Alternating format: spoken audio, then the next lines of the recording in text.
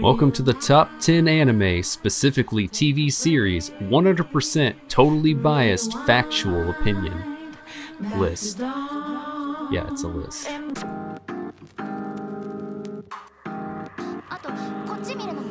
Time for some fun. Let's start the trickster game. Haikyuu, a show that honestly I had no expectations for whatsoever, and then it turned out to be one of my favorites of all time. And I think that's because the character development throughout the entire show is just some of my favorite in anything I've seen. You end up loving pretty much every single character that is introduced. Couple the great characters with the actually stellar animation and the ability for them to make me extremely hyped for volleyball. And to the extent where now real volleyball, I understand it, and it's extremely exciting to actually watch because of this show. It made me realize the motivations behind the show and why people play the sport, if that makes any sense. Honestly, whether you like volleyball or not, I highly recommend this show to pretty much anyone. It's just very well written, it's well directed. I can just keep singing its praises and say all the reasons it's good. It's a show about sports, and it's in my top 3. Bob, did you just blow up that big blobby ghost with your mind? Yeah, why? Is that weird? Only if it's weird that it made me shit myself. Yeah, kinda. Mob Psycho 100, another fantastic show.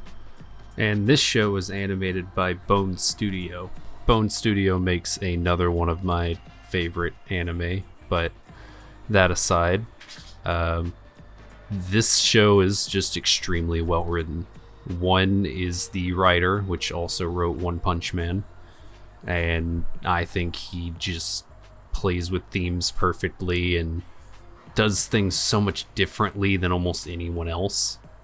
Makes a character that should be extremely boring, that we've seen before, generic as hell, and makes it extremely exciting through and through. But that's more so One Punch Man. Mob Psycho is more of a psychological setting.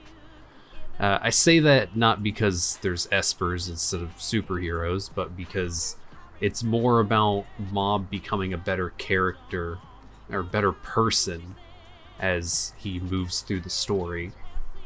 And it's less so about him becoming a badass and more him becoming just what he wants to be. It's just a very down-to-earth show for the stuff going on throughout it. It's absurd and ridiculous, but it just somehow hits this mature through line that really pulls at your heartstrings, and I can't recommend it enough.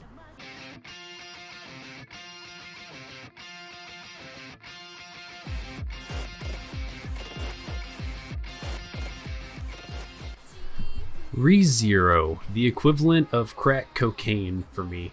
I absolutely love ReZero. It hits the same type of beat as another show that I'll end up talking about, and I'll bring it up then, but there's so much foreshadowing in the information you get, and it ends up becoming so much deeper than it originally lets on. It's perfect for the type of person I am. It's made for me, so I'm a little biased in that. Revival plot, dark fantasy, neat protagonist, relatable.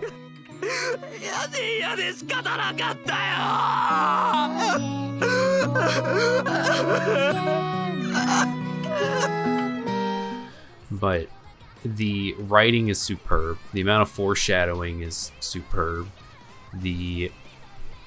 You're always learning new information, and it's for some reason in this world just so fascinating. I don't know what it is about the way it's done. I'm not a professional. I just like anime. I used to want to be an animator. I like animation. And I can't really tell you why, but it all just really works, and it comes together in this brutal psychological horror of sorts, and I absolutely love it for that. And again, Much like the rest of them, I recommend this one a lot as well. I don't think it's for everyone, considering how dark it can get. And since it's kind of aimed at my type of person, it works really well for me, but I can't really say so for everyone. Welcome to UA High, the prestigious school that's turned out some of the world's greatest heroes. I'm running toward my dream in these halls, learning to overcome obstacles and save people with a smile on my face. That's how I'll become the greatest hero in the world. My Hero Academy. It's not my favorite as far as anime go, but it's not because of the source material. I am a huge My Hero Academy fanboy. I'll be honest here. I love Horikoshi. I love his character designs. I love his writing. I think he's a great dude. I keep up with way too much stuff. I theory craft on Reddit. It's bad. I need help. Either way, the show itself, the anime it's great. Season 2, I feel like it peaked for me. Season 3 was fantastic. Season 4, bit of a letdown. Still looked really good. Still gave us great moments. Like, I really can't complain. The only reason I can is because my expectations were too high. It's not even really fair against the show. But it's a superhero society where you have my all-time favorite superpower. It's something I've always loved. So again, I'm super biased. Ever since I watched Cory no Zombie Desuka, which you had a zombie that since he didn't have the brain limiter because he was a zombie, he could use 100% of his muscle mass or his brain or whatever. 400% power! Fine, I'll use 500%. 600% power! 1,000,000%! Delaware! So he had no limiters for his muscles, therefore he could punch through someone's face, but he'd probably explode his own arm in the process. And that is the most badass superpower you can give someone. And that's Deku's superpower, which is why it peaked on Season 2, Episode 13, when he said, You think you can win with half your strength? Look at me, Todoroki. You haven't managed to put a single scratch on me yet. So come at me with all you've got! and I fell in love with him. And from there, it's been just, I love Deku. I get he's not the perfect character, but I see the way that they're trying to take it, and I mean, again, it's source material, yada yada, no spoilers. I like it. It's great. Anime's solid, looks good. It's animated by Bones, same person that did Mob Psycho that I talked about earlier. And really, it's just all around really good time for almost anyone. It's very broad net. Hero Academy is, because Horikoshi's a huge Marvel fan, so it kind of bleeds through there.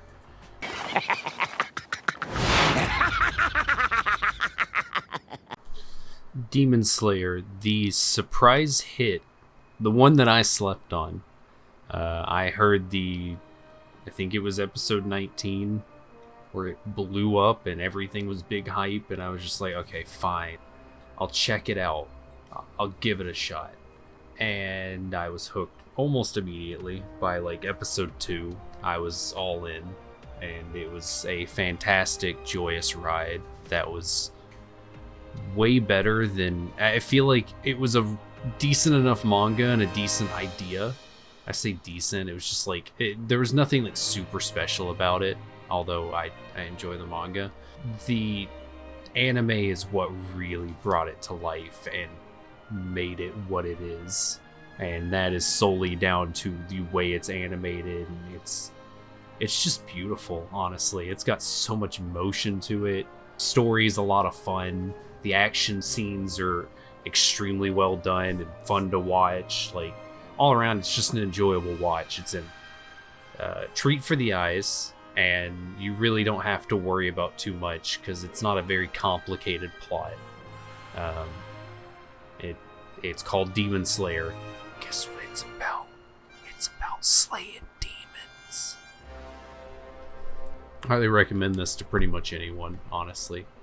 If you want just a nice action romp, it's great.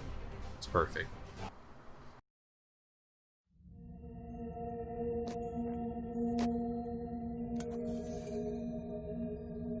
Hey guys, what is this? A gate. It connects the inside and outside. Outside? We've never been outside.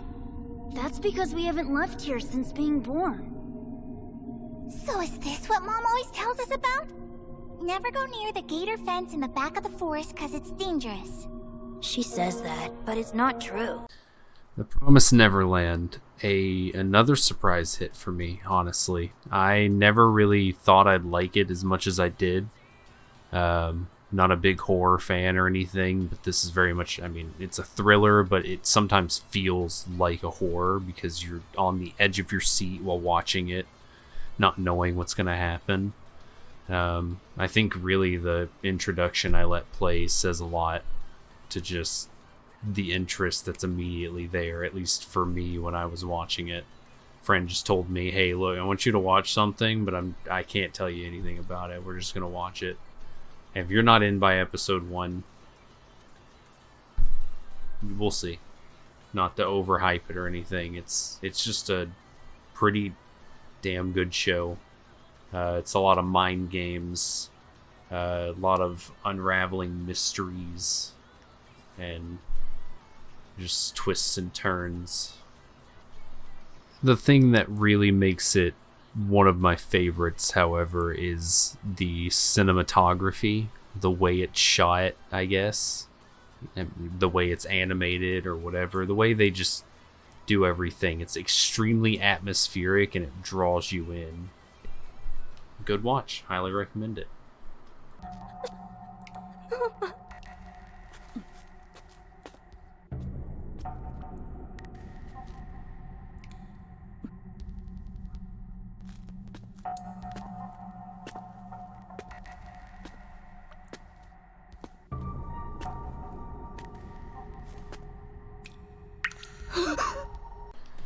Hey, everyone remembers Attack on Titan, right? That show that was really good, and then 4 years passed, and then season 2 happened, and it was a new director, and it kind of felt weird, and it wasn't quite like season 1. It was more of a darker approach.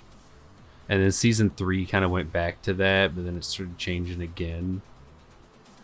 But it was really good, but no one was watching season 3, except for me.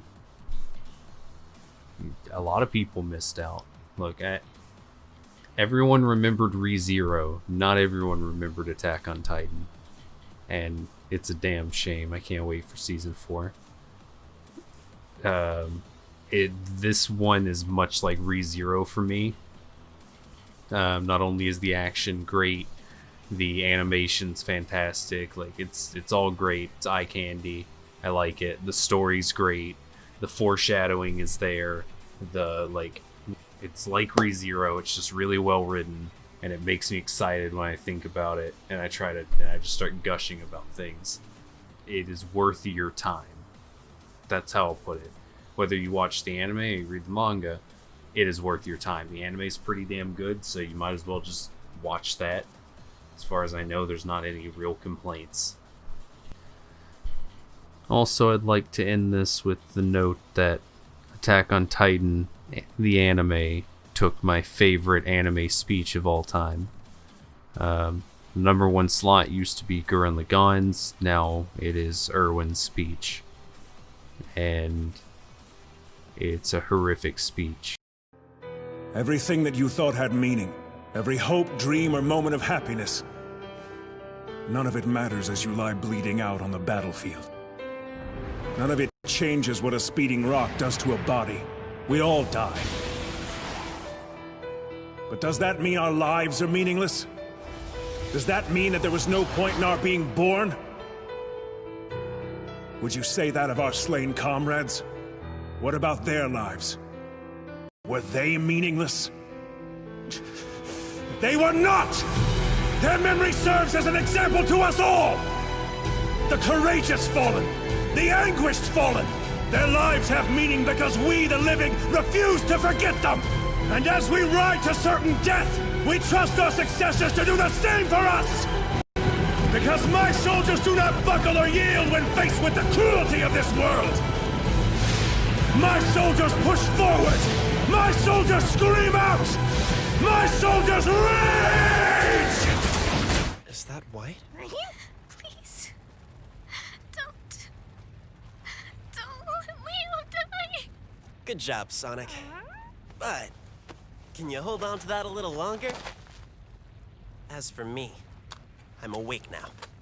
And I'm ready to go.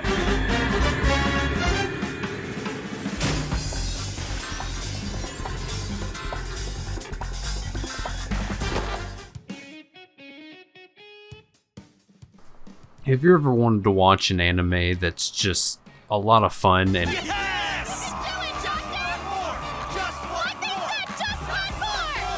oozing with style? Has anyone ever tried to explain an anime as an emotion? It's just a feeling instead of an actual show that you watch? Because this is another animation by Bones. I think there's a trend here. But Kekkai Sensen, the first season is just eye candy. I absolutely love it. I think it looks great. I think it's a easily digestible story. It's nothing super thought-provoking or major, but it gets the job done, and it is severely entertaining. Season 2 is like a completely different take on, like, it's a different formula because they start following the source material, but it's almost still really nice, and like it's really refreshing because you start getting like per episode for just one character, and it has one of my favorite episodes in anime, which is the episode with their leader, the dude in the tux. Just don't worry about it. It's one of those episodes. It's really good. It's really, really good. ようやくひざまずいたな。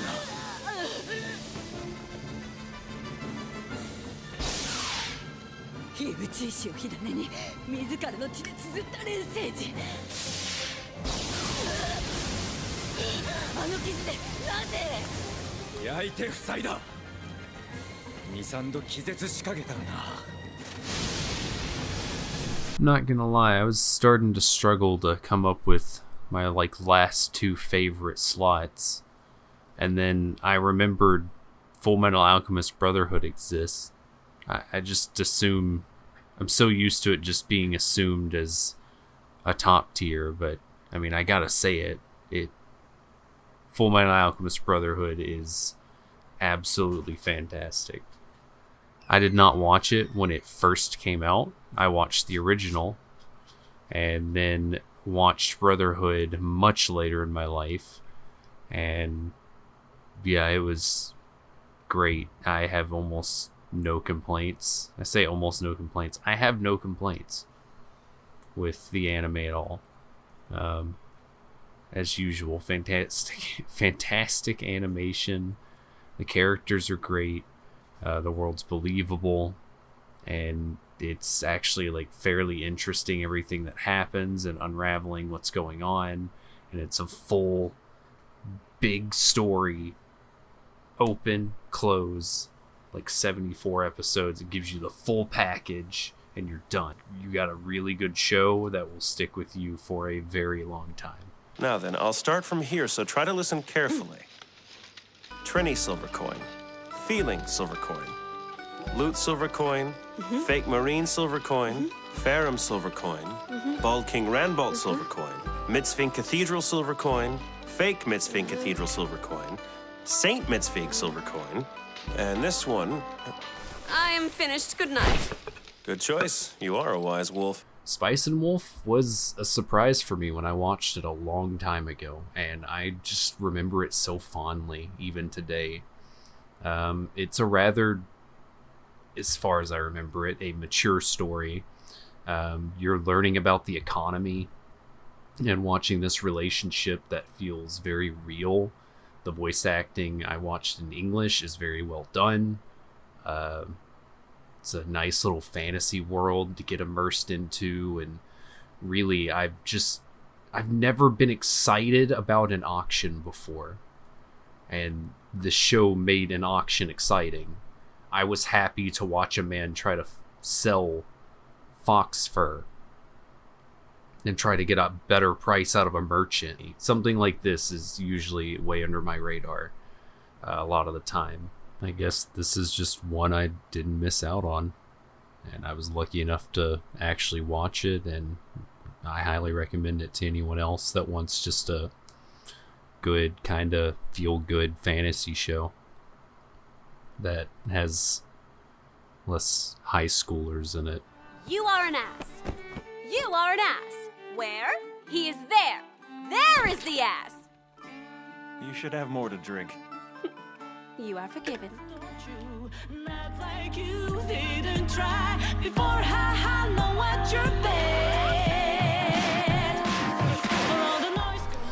If you made it this far, thank you for watching. Thank you for actually sticking with it throughout the whole thing. Hope you actually enjoyed it, or maybe found a show that you hadn't seen before, or you think my opinion's completely terrible and you want to tell me how I'm wrong. Go for it. I'm open for discussion, but this is just my opinion. This is not a factual list. This is not the best of the world. This is not a review of these series.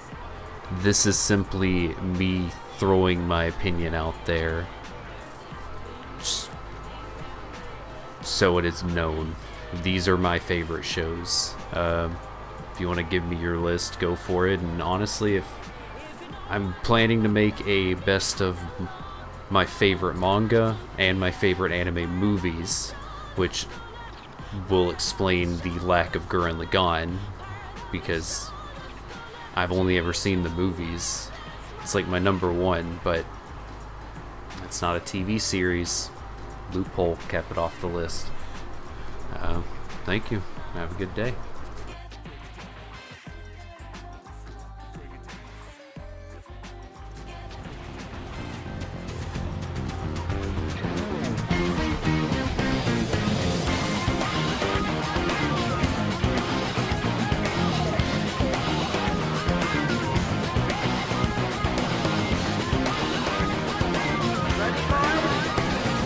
What good is a club room when it's just a girl, a houseplant, and two big titty anime chicks? We need to grow our business.